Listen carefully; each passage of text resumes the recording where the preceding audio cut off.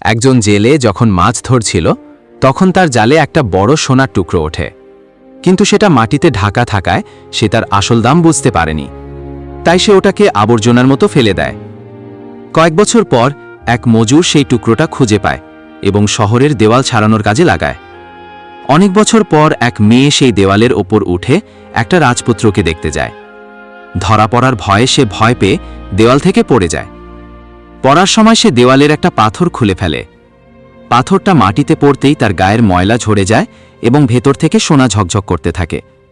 মেয়েটি সেটা তাড়াতাড়ি বাড়ি নিয়ে গিয়ে পরিষ্কার করতে শুরু করে। যত পরিষ্কার করে ততই বোঝা যায় ওটা আসলে একটা সোনার বোতল। পরিষ্কার করার সময় অসাবধানতায় মেয়েটির ছেনি লেগে বোতলটা ভেঙে যায়। সঙ্গে সঙ্গে সেই বোতল থেকে রঙিন আর কালো ধোঁয়া বেরিয়ে একটা বিশাল আকৃতি ধারণ করে। ভয়ে মেয়েটি অজ্ঞান হয়ে পড়ে।